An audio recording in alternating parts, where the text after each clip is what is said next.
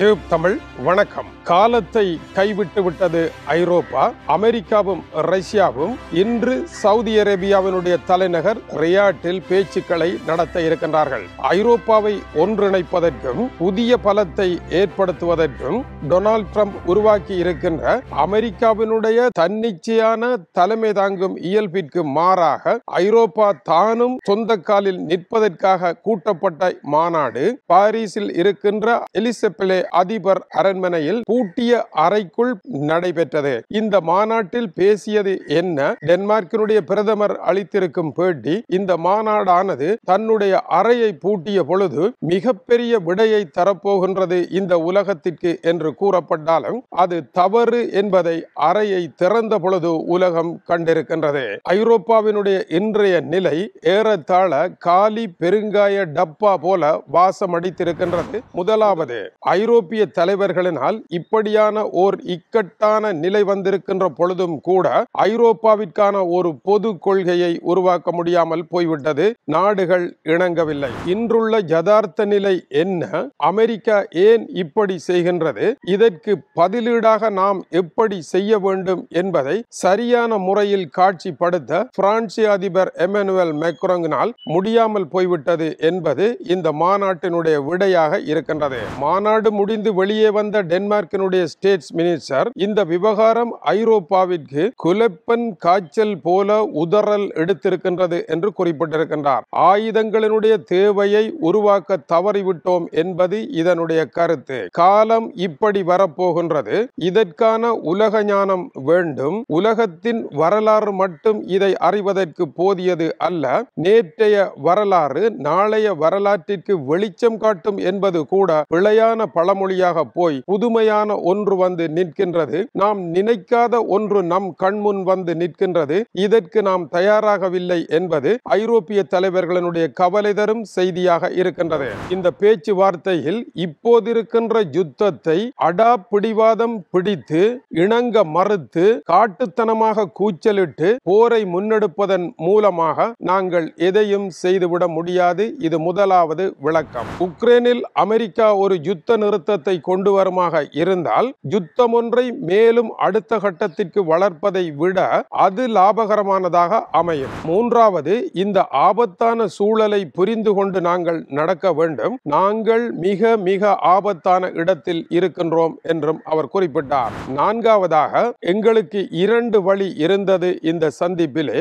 இப்போது இருக்கின்ற போர் இழப்பு அழிவுகளை விட மேலும் மோசமான ஓர் அழிவை கையில் எடுக்க வேண்டுமா, இல்லை இதை நிறுத்தி கொண்டு அழிவு குறைந்த ஒரு பாதையை தேட வேண்டுமா என்று நமது வீதி வந்து முடிந்து இரண்டு திக்குகளை காட்டியது. இதில் நாங்கள் அழிவற்ற பாதையை தேர்வு செய்வதுதான் இப்போதைக்கு புத்திசாலித்தனமான செயல் என்பது அவருடைய விளக்கம். அந்த கூட்டத்தினுடைய கருப்பொருளும் அப்படித்தான் இலங்குகின்றது. அடுத்த கட்டமாக இந்த விவகாரத்தை மேலும் மோசமாக முன்னெடுத்தோமாக இருந்தால் ரஷ்யாவை தாமதிக்க முடியாது. அது இன்னொரு புதிய நாட்டை தாக்கும். அந்த புதிய நாட்டை தாக்குகின்ற பொழுது இதைவிட பெரும் சிக்கலில் நாங்கள் மாட்டிக்கொள்வோம். இதுதான் பிரச்சனை. இப்படியான ஒரு நிலைமையை எப்படி நாங்கள் கையாள்வது? இதற்கு தலைவர்கள் பலவேறு கருத்துக்களை கூறினார்கள். ஆனால் தங்களுடைய நாட்டினுடைய பொருளாதாரத்தை அழிந்து விடாமல் பாதுகாக்கக்கூடிய வகையில் அவர்கள் கூறிய கருத்துக்களை வைத்து இந்த பிரச்சனையை தீர்ப்பது கடினமானது என்பது உண்மைதான்.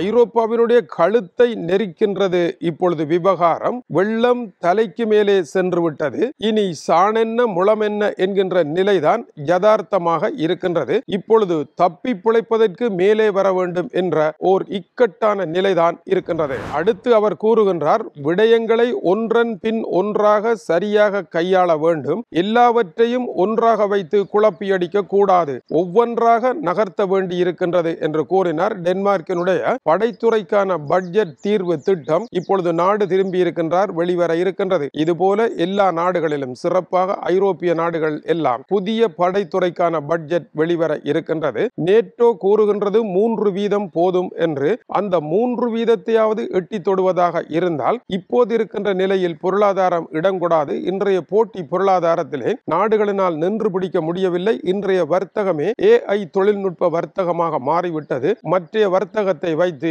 எதுவும் செய்ய முடியாத ஒரு சூழலில் உலகம் சிக்கப்பட்டு நிற்கின்றது. அடுத்து அவர் கூறினார், ஐரோப்பா அமைதியில் பங்காற்ற பங்காற்ற முயன்றது. ஆனால் ஐரோப்பாவிற்கு அழைப்பு இல்லை என்று அவர் குறிப்பிடுகின்றார். ஏன் ஐரோப்பாவிற்கு அழைப்பு இல்லை என்றால், போர் எப்பொழுதும் ஆயுதங்களை விற்பனை செய்கின்ற பொழுது லாபகரமானதாக அமையும். அந்த போர் அதைவிட லாபகரமானதாக அமையும் போரினால் ஒரு நாட்டை அழித்து அதன் பின்னர் அதை அபிவிருத்தி செய்கின்றது என்கின்ற பொழுது, நேற்று ராணுவ விமானங்களாக குண்டு வீசிய விமானங்கள் இன்று பயணிகள் விமானங்களாக வந்து இறங்கப் போகின்றது. விமானம் ஒன்றுதான், வர்ணங்கள் மாறியிருக்கின்றது. மற்றபடி அபிவிருத்தியால் உழைப்பதற்கு ஐரோப்பாவிற்கு பங்கு கிடையாது என்பதுதான் டொனால்ட் ட்ரம்பினுடைய இறுதி முடிவாகும். இந்த கூட்டத்தில் பிரிட்டன் பிரதமர் 1,00,000 பிரிட்டன் படைகளை உக்ரைனில் இறக்க தயார் என்று குறிப்பிட்டிருக்கின்றார். அப்படி அவர் இறக்க தயார் என்பதை ஐரோப்பிய நாடுகள் வரவேற்றிருக்கின்றன. 1,00,000 படைகள் இழப்பு செலவு என்பது சாதாரண பட்ஜெட் அல்ல. அதை வைத்து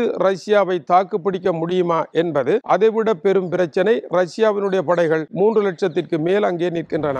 மேலும் மெட்ர ஃபிரெட்ரிக்சன் சொல்லுகின்ற பொழுது, இதெல்லாம் பிரச்சனை தான், இவற்றையெல்லாம் விட நமது நாட்டில் வாழும் ஆண்களையும் பெண்களையும் குழந்தைகளையும் நாங்கள் காப்பாற்றியாக வேண்டி இருக்கின்றது என்கின்றார். இந்த விவகாரத்தில் ஐரோப்பா சறுக்கிவிட்டது என்பது இவருடைய கருத்தில் தெரிகின்றது. ஐரோப்பா இந்த நேரம் ஒன்றிணைந்த பலத்தை காட்டியிருக்க வேண்டும். கப்பல் மூழ்கி கொண்டிருக்கின்ற பொழுது கப்பலில் இருக்கின்ற அனைவரையும் உயிர் காக்க வேண்டும் என்பதை கூட கருத்தில் எடுக்காமல், தாம் தப்பினால் காணும் என்று படகுகளில் இறங்கி தப்பியோடியவர்களுடைய கதை போல நிகழ்ச்சி இருக்கின்றது. டென்மார்க் என்கின்ற நாடு சிறிய நாடாக இருந்தாலும் இந்த போருக்காக பல பில்லியன்களை மேலதிகமாக ஒதுக்கி வைக்க வேண்டி இருக்கின்றது. இந்த விவகாரத்திற்காக வேண்டி 11.5 பில்லியன் யூரோக்களை சின்னஞ்சிறிய டென்மார்க் ஒதுக்க வேண்டிய சூழல் இருக்கின்றது. 10வது போலந்து நாட்டினுடைய அதிபர் டொனால்ட் ட்ரம்ப் கூறியதே முக்கியம்.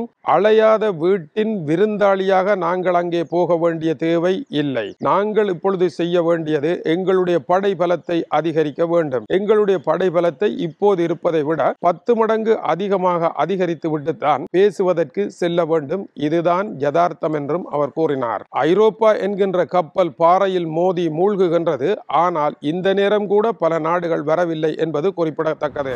ஆனால் இந்த மாநாட்டில் டொனால்ட் ட்ரம்பினுடைய சமரசம் இல்லாத, விசுவாசம் அற்ற தன்மைகளை ஐரோப்பா ஏற்க தயாரில்லை என்று தெரிவித்திருக்கின்றது. மேலும் ஐரோப்பா போரை நடத்தி ரஷ்யாவை தடுக்க வேண்டுமாக இருந்தால் அதிநவீன ஆயுதங்கள் வேண்டும். அதை உற்பத்தி செய்வது அமெரிக்கா தான். அமெரிக்காவிடமிருந்து ஆயுதங்களை வேண்டுகின்ற பொழுது டொனால்ட் ட்ரம்ப் தரமாட்டார். ஐரோப்பா அமெரிக்கா இடையேயான வர்த்தகத்தில் அமெரிக்காவிற்கு பாதகமான நிலை இருக்கின்றது. எனவே அமெரிக்காவிற்கு மேலதிக வருமானம் வந்தால்தான் அவர் அதற்கு இணங்குவார். எனவே இதையும் செய்ய முடியாத சூழல் இருக்கின்றது. டொனால்ட் ட்ரம்பினுடைய உக்ரைன் சமாதான கொள்கையை முறியடித்து அவர் ஈலன் மஸ்க் போன்றவர்களை இறக்கி உக்ரைனில் இருக்கின்ற வளங்களை எடுத்து செல்ல போகின்றார். அதை செய்வதை தடுக்கின்ற முயற்சிக்கு அவர் ஆயுதங்களை தரமாட்டார். மேலும் அமெரிக்காவினுடைய கொடுப்பனவு ஒட்டுமொத்த ஐரோப்பா உக்ரைன் போருக்கு செலவிட்ட பணத்தை விட அமெரிக்கா தனி நாடாக செலவழித்தது அதிகம். எனவேதான் நாங்கள் இதில் தலைமை தாங்குகின்றோம், முடிவை நாங்கள் மட்டும் எடுக்கின்றோம் என்று அமெரிக்கா கூறுகின்றது. இப்படி ஒரு இக்கட்டான நிலையில் எந்த முடிவும் எடுக்க முடியாமல் இனி ஏதோ கடவுள் விட்டதே வழி என்ற அடிப்படையில் தலைவர்கள் கதையை முடித்திருக்கின்றார்கள். அடுத்த செய்தியில் மேலும் பல சூடான விவரங்கள் வருகின்றன. இணைந்திருங்கள். அதேவேளை நமது உலக செய்திகள் வேர்ல்ட் நியூஸ் என்று இதுவரை உலகம் சொல்லாத கோணத்தில் 3 மாத கால செய்திகளை உள்ளடக்கி இனி அடுத்த 3 மாத காலம் என்ன நடைபெறப் போகின்றது என்பதை உலக செய்திகள் என்கின்ற தனியான ஆய்வு நூலாக எழுதி மக்கள் மன்றில் வெளியிட இருக்கின்றோம். வரும் 2 நாட்களில் உங்கள் கரங்களுக்கு வரும். இது எழுத்துலகில் ஒரு பெரும் மாற்றத்தை தரும் என்று நம்புகின்றோம். இது டியூப் தமிழனுடைய உலக செய்திகளுக்காக இலங்கை வடபுலம் யாழ்ப்பாணம் 5 சந்தி ஆசாட் வீதியில் இருக்கும் ஸ்டூடியோவில் இருந்து கீசே துறை. வணக்கம் உறவுகளே.